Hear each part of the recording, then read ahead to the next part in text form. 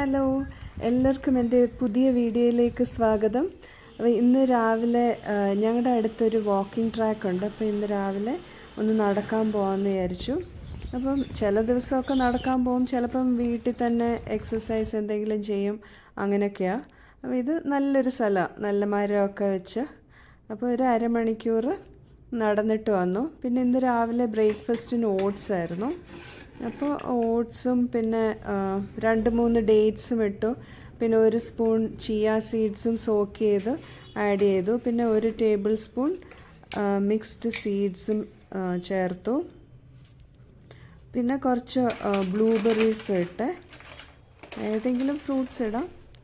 അപ്പോൾ ഞാൻ ഇന്ന് ബ്ലൂബെറീസ് ഇട്ടു. പിന്നെ ഒരു ഡബിൾ ബുൾസൈയും ഉണ്ടാക്കി. അപ്പോൾ അതായിരുന്നു ഇന്നത്തെ ബ്രേക്ക്ഫാസ്റ്റ്. ഇനിയിപ്പോൾ ഇന്ന് ഞാൻ ഷെയർ ചെയ്യുന്നത് ഒരു ട്രെസ്ലെഷ്യസ് കേക്കിൻ്റെ റെസിപ്പിയാണ്.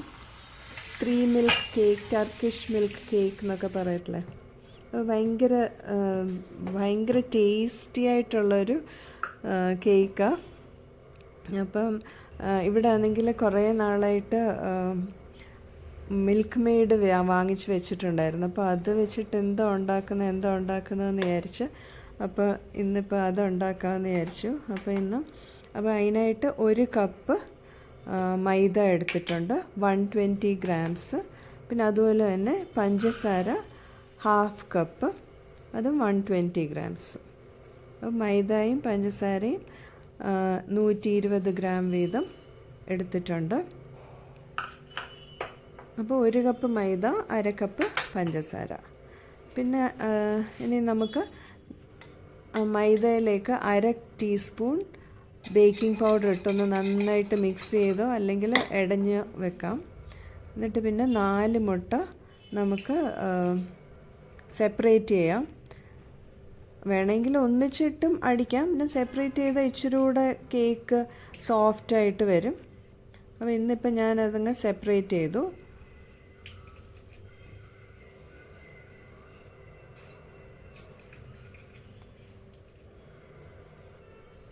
എൻ്റെ വീഡിയോ കാണുകയും ലൈക്ക് ചെയ്യുകയും നല്ല കമൻസൊക്കെ ഇടുകയും ഒക്കെ ചെയ്യുന്ന എല്ലാവർക്കും താങ്ക് യു സോ മച്ച്. അതൊക്കെ കാണുമ്പോൾ ഭയങ്കര സന്തോഷമുണ്ട്. പിന്നെ ഇനിയിപ്പം നമുക്ക് 2 ടേബിൾ സ്പൂൺ ബട്ടർ ഒന്ന് മെൽറ്റ് ചെയ്ത് വെക്കാം. 2 ടേബിൾ സ്പൂൺ എന്ന് പറഞ്ഞാൽ ഒരു 28 ഗ്രാംസ് ഒക്കെ വരും. ഇനിയിപ്പം നമുക്ക് ആ മുട്ടയുടെ വെള്ളയിലോട്ട് ഒരിച്ചിരി ഉപ്പും പിന്നെ ഒരു 1/2 ടീസ്പൂൺ വിനീഗറും ചേർത്തു. എന്നിട്ട് പിന്നെ നമ്മൾ എടുത്തു വെച്ച പഞ്ചസാരയിൽ പകുതി പഞ്ചസാര ഇതിനകത്ത് ഈ മുട്ടയുടെ വെള്ളയിലോട്ട് ചേർത്തിട്ട് നന്നായിട്ട് അതങ്ങ് അടിച്ച് പതപ്പിക്കാം. മുട്ടയുടെ വെള്ള നന്നായിട്ട് പതഞ്ഞു വന്നിട്ടുണ്ട്. ഇനി നമുക്കത് ഒന്നങ്ങോട്ട് മാറ്റി വെച്ചിട്ട് മുട്ടയുടെ ഉണ്ണി അങ്ങ് അടിക്കാം. അപ്പോൾ മുട്ടയുടെ ഉണ്ണിയിലോട്ട് ബാക്കി വന്ന പഞ്ചസാര അങ്ങ് ചേർത്തിട്ട് പിന്നെ ഇതിനകത്തോട്ട് 2 ടീസ്പൂൺ വാനില എസൻസ് ചേർക്കാം.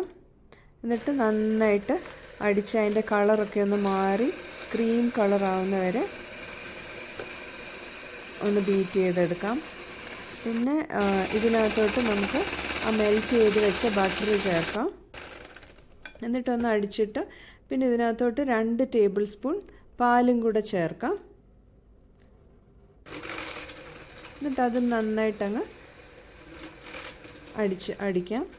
എന്നിട്ട് പിന്നെ ഇതിനകത്തോട്ട് നമ്മൾ അടിച്ച് വെച്ച മുട്ടയുടെ വെള്ളയുണ്ടല്ലോ, അപ്പോൾ അത് 2 സ്പൂൺ ഇങ്ങോട്ട് ചേർത്ത് ഒന്ന് ഫോൾഡ് ഇൻ ചെയ്യാം. വളരെ സാവധാനത്തിൽ നമുക്കത് ഇളക്കിയെടുക്കാം. എന്നിട്ട് പിന്നെ ഇനിയും മിക്സ് ചെയ്ത് വെച്ചിരിക്കുന്ന മൈദയുടെ പകുതി ഇതിനകത്തോട്ട് ഇടഞ്ഞ് ചേർക്കാം. എന്നിട്ട് വളരെ സാവധാനത്തിൽ നമുക്ക് മൈദ മാവിലേക്ക് ഫോൾഡ് ഇൻ ചെയ്യാം. ഞാനിപ്പോൾ വിസ്ക് യൂസ് ചെയ്യാം. വിസ്ക് വെച്ചിട്ട് ഇച്ചിരി കൂടെ നന്നായിട്ട് നമുക്ക് മിക്സ് ചെയ്യാൻ പറ്റും, അധികം എയർ ഒന്നും പോവാതെ വളരെ ജെൻറ്റിലായിട്ട് നമുക്കത് മിക്സ് ചെയ്ത് കൊടുക്കാം. ഇനിയിപ്പോൾ ബാക്കി മൈദയും കൂടെ ചേർത്ത് മിക്സ് ചെയ്തിട്ട് പിന്നെ അവസാനം നമുക്ക് ബാക്കിയുള്ള മുട്ടയുടെ വെള്ളം അടിച്ചതും കൂടെ ചേർത്ത് യോജിപ്പിക്കണം. ഇതിപ്പോൾ നമ്മളൊരു സ്പഞ്ച് കേക്കല്ലേ ഉണ്ടാക്കുന്നത്, അപ്പോൾ അതിൽ ഏറ്റവും ഇമ്പോർട്ടൻ്റ് അതിൻ്റെ ബാറ്ററിൻ്റെ കൺസിസ്റ്റൻസി. ബാറ്റർ ഒട്ടും അതിൻ്റെ എയർ നമ്മൾ മുട്ടയിൽ അടിച്ച് പതപ്പിച്ച എയർ ഒട്ടും പോവാതെ വളരെ സാവധാനത്തിൽ വേണം അത് ഇളക്കി മിക്സ് ചെയ്യാനായിട്ട്. അല്ലെങ്കിൽ പിന്നെ നമ്മുടെ കേക്ക് താണു പോവും, നല്ല ഇങ്ങനെ കട്ടിയായിട്ടിരിക്കും, നല്ല സോഫ്റ്റായിട്ട് വരത്തില്ല. ഇപ്പോൾ ഈ ഒരു കൺസിസ്റ്റൻസി ആയിരിക്കണം കേക്ക് ബാറ്ററിന്. ഇനിയിപ്പം നമുക്ക് ഞാൻ ആ പാത്രത്തിൽ കുറച്ച് നെയ്യ് മാത്രം പുരട്ടിയിട്ടുണ്ടായിരുന്നു. എന്താ വെച്ചാൽ നമ്മളിത് തിരിച്ചൊന്നും ഇടുന്നില്ലല്ലോ. പിന്നെ ഇനി എയർ ബബിൾസ് എന്തെങ്കിലും ഉണ്ടെങ്കിൽ അത് പോകാനായിട്ട് ഒരു ചോപ്പ് സ്റ്റിക്ക് വെച്ച് അതിൽ കൂടെ ഒന്ന് ഇങ്ങനെ വരച്ചു കൊടുത്താൽ മതി. ഇനിയിപ്പം നമുക്കിത് 180 ഡിഗ്രിയിൽ ഒരു 35 മുതൽ 40 മിനിറ്റ് വരെ ബേക്ക് ചെയ്തെടുക്കാം. ഓവൻ ഇല്ലാതെയും നമുക്ക് ഇത് ബേക്ക് ചെയ്തെടുക്കാം. സാധാരണ നമ്മൾ അടുപ്പയിൽ വെച്ചിട്ട് ബേക്ക് ചെയ്യുന്ന പോലെ തന്നെ. പിന്നെ ഇനിയിപ്പം നമുക്കൊരു കാരമൽ സോസ് ഉണ്ടാക്കണം. അതിനായിട്ട് ഒരു 3/4 കപ്പ് പഞ്ചസാരയും ഒരു 2 ടേബിൾ സ്പൂൺ വെള്ളവും കൂടെ ചേർത്ത് നമുക്കിതൊന്ന് മെൽറ്റ് ചെയ്തെടുക്കാം. അത് മെൽറ്റായി വരുമ്പോഴത്തേക്ക് നമുക്ക് ഈ കേക്കിനുള്ള ട്രെസ്ലെഷേഴ്സ് കേക്കല്ലേ, അപ്പോൾ 3 തരം പാല് വെച്ചിട്ട് ഇത് വേണ്ട മിൽക്ക് മിക്സ്ചർ നമുക്ക് തയ്യാറാക്കിയെടുക്കാം. അതിനായിട്ട് 1.5 കപ്പ് പാല്, നമ്മൾ സാധാരണ തിളപ്പിച്ചാറിച്ച പാല് 1.5 കപ്പ്, പിന്നെ 1/2 കപ്പ് ഫ്രഷ് ക്രീം,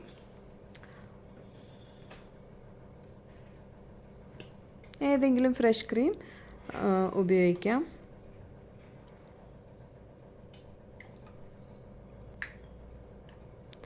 പിന്നെ 1/2 കപ്പ് കണ്ടൻസ്ഡ് മിൽക്ക്.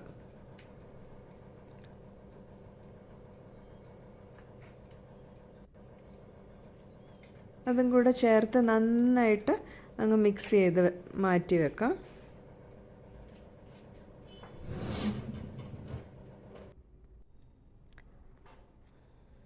ഈ കേക്ക് വളരെ ടേസ്റ്റി ആയിരുന്നു കേട്ടോ.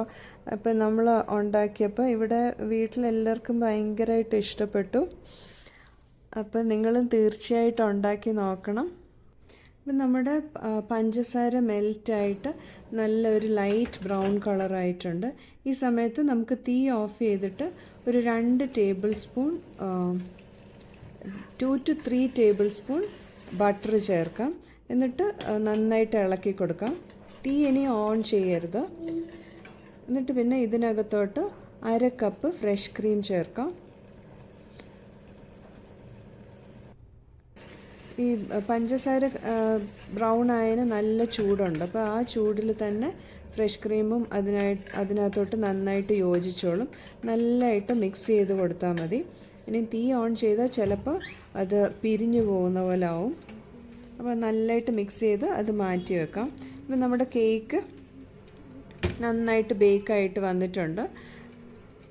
ഒരു സ്ക്യൂർ ഇട്ട് കുത്തി നോക്കിയിട്ട് നല്ല ക്ലീനായിട്ട് തന്നെ വന്നു. അപ്പം നമുക്ക് കേക്ക് ഓവനിൽ നിന്ന് എടുക്കാം.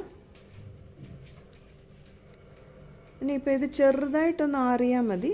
ചൂടോടെ തന്നെ നമുക്ക് ഇതിനകത്തോട്ട് ആ പാല് നമ്മൾ ഉണ്ടാക്കി വെച്ച പാലിൻ്റെ മിക്സ്ചർ ഒഴിക്കാം. അപ്പോൾ ഈ സൈഡൊക്കെ ഒന്ന് ചെറുതായിട്ട് ഇളക്കി കൊടുത്തിട്ട് പിന്നെ നമുക്ക് ഒരു ഫോർക്ക് വെച്ച് ഇതുപോലെ പോക്ക് ചെയ്ത് കൊടുക്കാം. എന്നിട്ട് പാല് 2-3 പ്രാവശ്യമായിട്ട് കുറേച്ച് ഒഴിച്ചു കൊടുക്കുക. ആദ്യം ഒരു പ്രാവശ്യം ഒഴിക്കുക, പിന്നെ അതൊന്ന് നന്നായിട്ട് സോക്കായി കഴിഞ്ഞിട്ട് പിന്നെ രണ്ടാമതൊഴിക്കണം. അങ്ങനെ 3 പ്രാവശ്യമായിട്ട് ഒഴിച്ചിട്ട് പിന്നെ നമുക്കതൊരു കുറച്ച് സമയത്തേക്കൊന്ന് ഫ്രിഡ്ജിലേക്ക് മാറ്റാം. എന്നിട്ട് പിന്നെ നമുക്കിനി പ്രിപ്പയർ ചെയ്ത് വെച്ചിരിക്കുന്ന ഈ കാരമൽ സോസ് കേക്കിൻ്റെ മുകളിലോട്ട് സ്പ്രെഡ് ചെയ്യാം. ഒരു 15 മിനിറ്റൊക്കെ വെച്ചാൽ മതി ഫ്രിഡ്ജിൽ. എന്നിട്ട് പിന്നെ നമുക്ക് ഈ കാരമൽ സോസ് ഒഴിച്ചു കൊടുക്കാം. ഇപ്പോൾ കാരമൽ സോസ് ഇഷ്ടമല്ലെങ്കിൽ വിപ്പിംഗ് ക്രീം വെച്ചിട്ട് നമുക്ക് ടോപ്പിംഗ് ചെയ്യാം. പിന്നെ അത് കഴിഞ്ഞിട്ട് ഞാൻ ജസ്റ്റ് ഒന്ന് ഡെക്കറേഷന് വേണ്ടിയിട്ട് ഫ്രഷ് ക്രീം തന്നെ ഒരു പൈപ്പിംഗ് ബാഗിലെടുത്തിട്ട് ഇങ്ങനെ ഒന്ന് ലൈൻ പോലെ വരച്ചു കൊടുത്തു. അപ്പം നമ്മുടെ ട്രെസ്ലെഷ്യസ് കേക്ക്, മിൽക്ക് കേക്ക് റെഡി ആയിട്ടുണ്ട്. അപ്പോൾ സൂപ്പർ ടേസ്റ്റി ആയിരുന്നു. നിങ്ങൾ തീർച്ചയായിട്ടും ട്രൈ ചെയ്യണം. പിന്നെ ഇന്നപ്പോൾ ഇത്രയേ ഉള്ളൂ.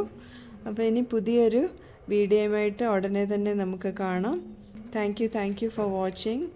പിന്നെ ഈ വീഡിയോയെ പറ്റിയുള്ള നിങ്ങളുടെ വിലയേറിയ അഭിപ്രായങ്ങളും നിർദ്ദേശങ്ങളും ഒക്കെ ഒന്ന് താഴെ കമൻറ്റ് ചെയ്യണേ. Thank you so much. By.